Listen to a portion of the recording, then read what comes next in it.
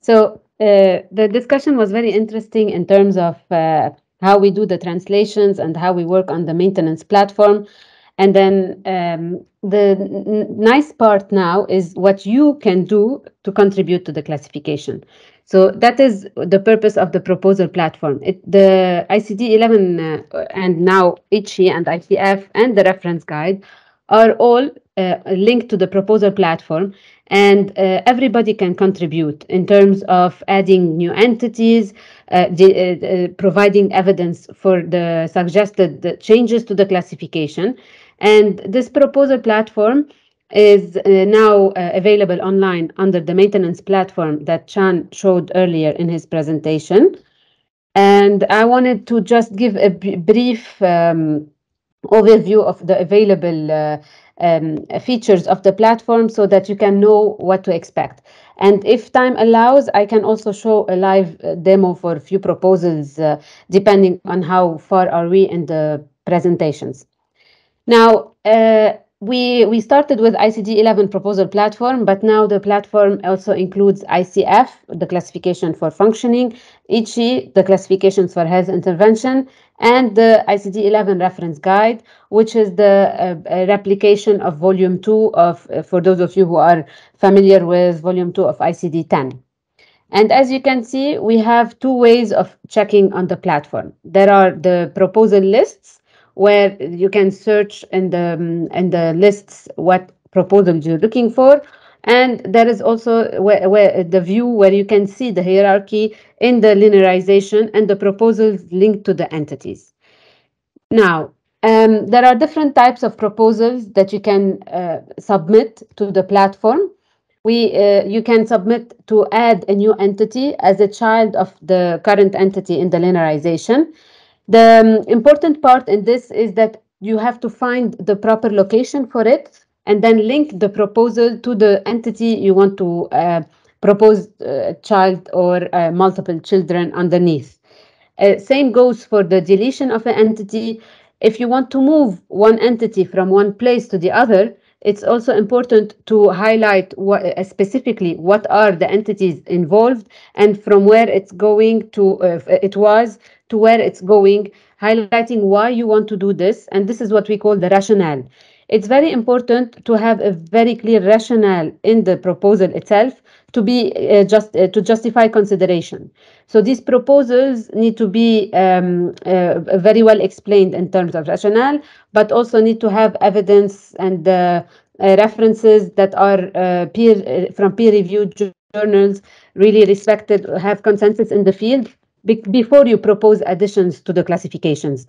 This is very important to highlight because, of course, everyone can contribute, but we need to have very valid rationale as to why we want to change this or why we want to include this in ICD-11, ICHI, ICF, or the reference guide. And we have also two other types of proposals that I didn't mention, which we call the post-coordination proposals.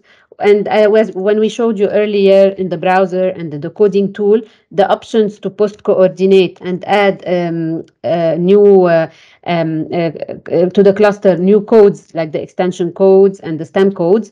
But in that, you have to open the post-coordination for these entities.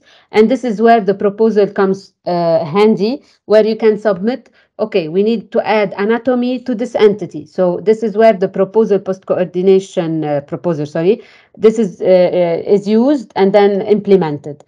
There is also the hierarchical change that I alluded to earlier, but you can also enhance the content. So if there are any entities available that you want to contribute with descriptions, synonyms, and many other important information that can enrich the classification, this is where you would submit the content enhancements proposal. So it's a quick overview of the types. There is a user guide that explains all the proposed available types and how you submit and where to go. But what is very important is that you need to also familiarize yourself with the platform that is online. There are multiple ways to browse as I mentioned earlier. You can search for the proposals, or you can go to the entity and look for the proposals related to the entity. There are a list of proposals available, and if time allows, I can show you on the platform. Well, you can see on this entity all the other proposals related from the authors coming and that were maybe already implemented or that will be implemented in the future. So this would give you an idea of what is already being discussed in the committees and reference group. You can open a proposal by itself, one by one, and you can also have a print version of the proposals. If there are many linked to the same entity, the platform allows to extract the proposals by the print function. This way, it helps you also cross-check the different proposals, one after the other, to see what was out there, how it was suggested, what was the rationale behind it. So the platform is also allowing not only searching for the proposals or seeing the proposals, but you can also print the proposals available.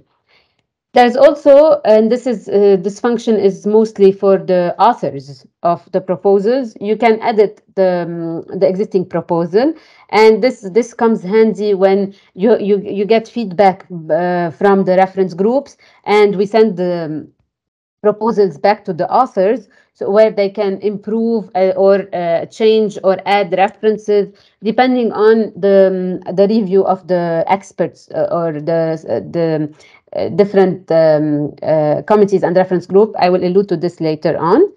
There are also a comment section, or you can, not section, but multiple comments section. So you can comment on the proposal, you can comment on the comments that were added to the proposal, so that you can also agree and disagree depending on the available information. So the platform is very user friendly and very transparent. In a way, when everyone is commenting, you can see whoever commented, what was the comment, when it was commented, what was the rationale. So this allows you also to look when you browse through the comments. The feedback received from the reference groups are publicly posted on the platform. So you can see, okay, this proposal was accepted. Why was it accepted? Why was it sent back to author? If it was modified, what was the rationale behind modifying it? Clinically, of course, this as you will see later in my slides, there are different experts that review the proposals depending on the topics that are available and the different proposed suggested changes.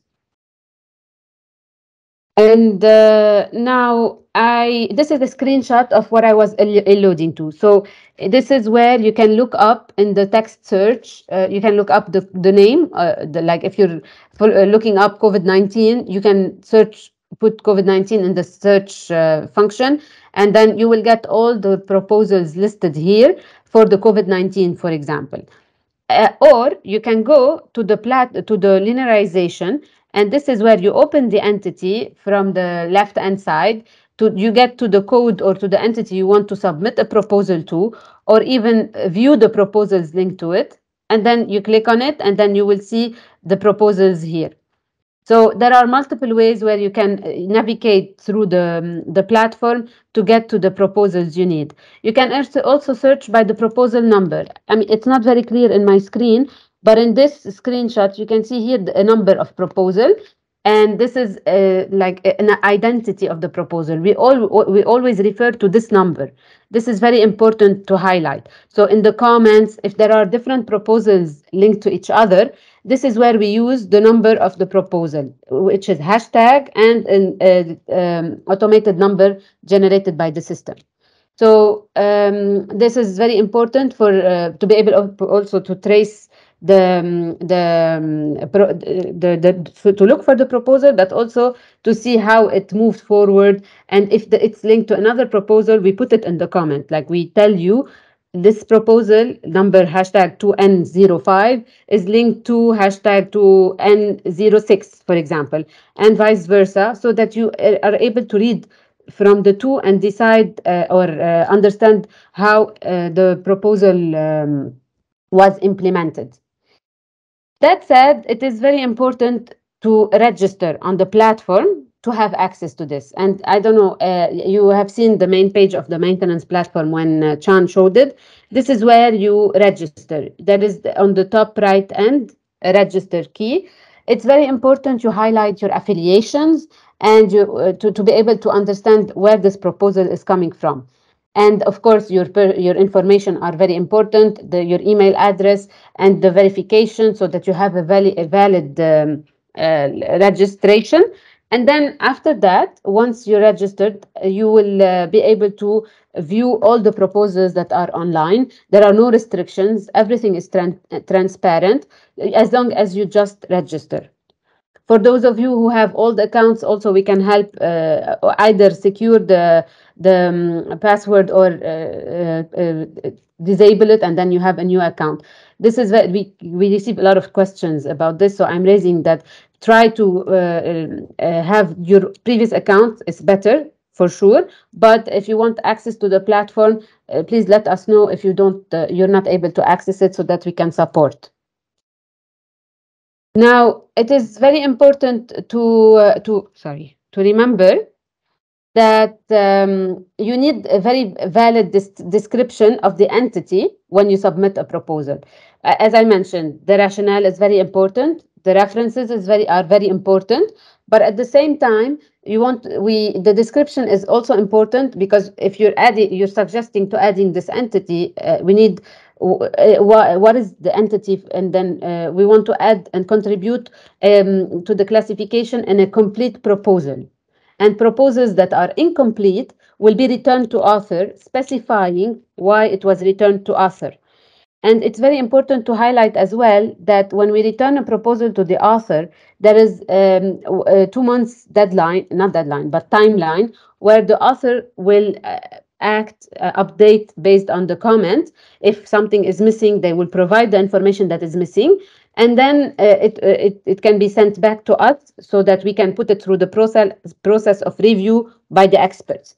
However, after these 2 months, we usually have to reject the proposal if the author is not really engaged enough to provide the information that is available. This is important so that we stick to the timeline that I mentioned earlier. When we triage proposals or when we review proposals, we have a very strict timeline to follow in order to have be in line with the release schedule. So that's why we have this. It's very important when we send it back to you. If you are there, you will get a notification by the system to act upon the notification. And if there are missing, we won't be able to consider the proposals if information is missing. So this is important. It's a transparent process for sure, but we need all the information we can get to justify consideration of the proposal. And when I keep mentioning the review process, maybe most of you are already familiar with the WHO-FIC network, the WHO Family of International Classification Network. And under this network, we have different committees and reference groups. And these are the experts that review the proposals that are submitted on the platform. So there are different paths to review proposals, but as you can see here in all the arrows, it goes both ways, because we can go back and forth between committees and reference groups, or between the author and WHO and then the committees and reference groups. So it depends on the content of the proposal, but we wanted to highlight this process for you to understand that on a yearly basis we have minor updates, and as Miroslav mentioned earlier, and John, there are the schedules that we have to stick to. So we have to have this process followed as strictly as possible. Otherwise, they will be deferred to the years to come. And when we have the input with rationale and references, it goes through verification. We have a medical scientific verification by the medical scientific group. Then we have, if the proposal is linked to mortality, morbidity, functioning, traditional medicine. So depending on the content, we send it to the relevant reference group so that they review, and then based on the experts in the classification itself, or in the use case itself, they will send their comments back to on the platform, back to the public and to WHO and to the other reference group. And then the other reference groups would take into consideration the advice provided by these experts. And eventually, all the proposals will go to the Classification and Statistics Committee, where they decide that this is approved, accepted, and it will be implemented. Sometimes it's accepted, but we need some modifications provided and advice provided by the subject matter experts. So we implemented with modification. Sometimes we reject it because it might not be in line with the general consensus or with the medical knowledge. It depends on the content again. And then the proposal might be sent back to author just for additional information, and this won't mean that it was rejected. And in these slides, I'm just showing what are the different committees and reference groups that I just mentioned, so that you can get an idea of how the proposals are reviewed, verified, and then the CSAC, Classification and Statistics Advisory Committee, would decide at the annual meeting and send back the advice to WHO as to the implementation of the proposals. Then we would, in the back end and in ICAT and the tools that are available, the authoring tools of the ICD-11, ICHI, ICF, and the reference guide, we would implement the changes and the suggested proposals after the annual meeting. And these changes would be reflected in the release that Chan was alluding to earlier. And the translators will be notified that these changes happened. They would translate their into their own languages, and then we would inform Chan that the classification is ready to be released, and it's released in January. So this is in a nutshell how the proposal platform works, and then how the committees and reference group review and decide on proposals. Carine, thank you very much for very comprehensive information about proposals. I have one comment. Then we'll probably Chan have 10 minutes to speak about the API embedded tools, and then if we have 5 minutes, then we come back to the Doris. Is it okay for you? Yeah, sure. Carine, I have a short comment for the proposals in general, not technically, but rather in an organizational manner. I know that in extension codes, there are a lot of new possibilities how to extend information in ICD-11. For example, there are some scales. There is a NIHA scale, for example, for cardiovascular diseases, and there are some specific parts, not all. Of course, there may be some limitations, for example, in licensing and so on. But my general question is has two sub questions.